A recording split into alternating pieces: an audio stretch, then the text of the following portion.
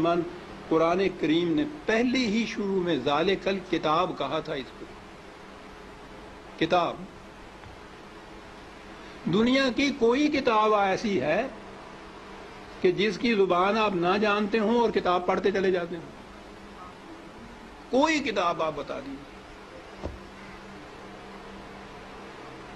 زبان نہ جاننا تو ایک طرف، فرض کرو زبان جانتے بھی ہوں اور وہ کتاب کی زبان ذرا مشکل ہو تو آپ ایک آدھ صفحہ پڑھ کے کہہ دیتے ہیں کہ نہیں صاحب میری سمجھ میں نہیں آتی. آپ کتاب پڑھتے ہیں تاکہ سمجھ لیں اس کو. خدا نے بار بار کہا ہے کہ ہم نے اس کو لسان عربی مبین میں واضح طور پر اس کو بیان کیا، لعلکم تعقلون، تاکہ تم سمجھ سکو.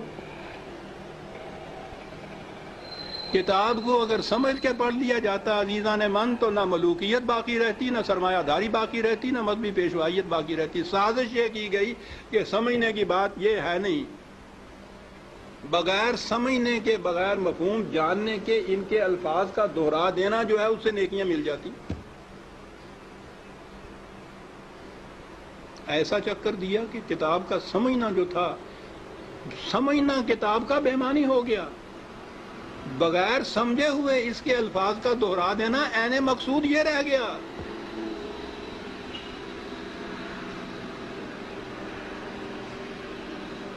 اعلیٰ سے اعلیٰ درجے کی کسی طبیب، حکیم کی، فلاسفر کی نسخوں کی کتاب، ہر مرض کا نسخہ جہاں لکھا ہو اس کے اندر، آپ اس کو سمجھے نہیں اس زبان کو اور وہ نسخے زبانی یاد کر لیں اور صبح اٹھ کے ان کو نسخوں کو رٹتے رہیں، شام تک بولتے رہیں. کچھ پتہ نہ ہو آپ کو کہ سونف کسے کہتے ہیں، ترنجبین کیا ہوتی ہے، اور پڑھتے چلیں. کیا مرض کی شفا مل جائے گی اس طرح سے؟ اس کتاب کا مقصد پورا ہو جائے گا؟ میں نے کہا ہے ابھی کہ ہے کوئی دنیا میں اور کتاب جس کے ساتھ یہ کچھ آپ کرتے ہوں؟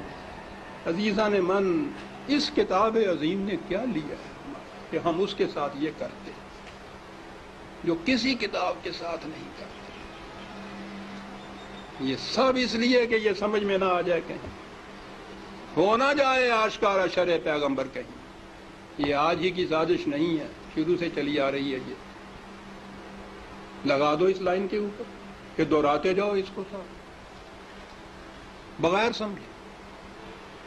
نہ وہ آگے جو امام کھڑا ہوتا ہے حافظ، اس کو پتا ہوتا ہے میں کیا لفظ دہرا رہا ہوں، نہ یہ سننے والوں کو پتا ہوتا ہے کہ یہ الفاظ کیا معنی رکھتے ہیں. دونوں ہی مطمئن ہوتے ہیں کہ ثواب حاصل ہوتا ہے اس کتاب کے ساتھ. کیا کی تو ہم میں اور ان میں کیا فرق ہے جن کے پاس وہ کتاب نہیں ہے؟ فرق یہ ہے کہ ہم دوہرے مجرم ہیں. ہے بھی کتاب، اور کتاب کو اتنا، اس کو پڑھنا تو کہیں گے نہیں، پڑھنا تو پھر بھی وہ ناظرہ پڑھا جاتا ہے جو دہراتے ہیں. ناظرہ پڑھنا بھی تو یہی ہوتا ہے، الفاظ ہی ہوتے ہیں جن کو دہراتے ہیں ہم. یہ کتاب ہدایت تھی، یہ وہ نقشے اس میں دیے ہوئے تھے کہ فلاں دوراہے پہ پہنچو تو دائیں کی طرف مڑ جاؤ تو اس طرف جاؤ گے، بائیں کی طرف کا راستہ اس طرف چلا جائے گا. نہیں سمجھتے اس کو. ہر مرض کی شفا تھی اس میں، دہرائے چلے جا رہے. یہ ایک پورا ریلا حفاظ جسے کہتے ہیں، صرف حفظ کیا ہوا، کچھ معنی نہیں جانتے. اسی میں وہ پھر قاری آ جاتے ہیں، حفظ بھی کیا ہے، پڑھتے بھی ہیں، پھر قرأت کے ساتھ گا گا کے پڑھا جاتا ہے.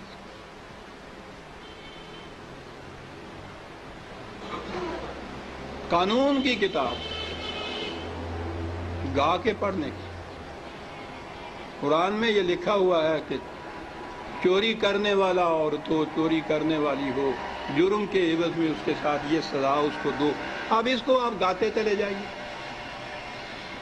قانون کو.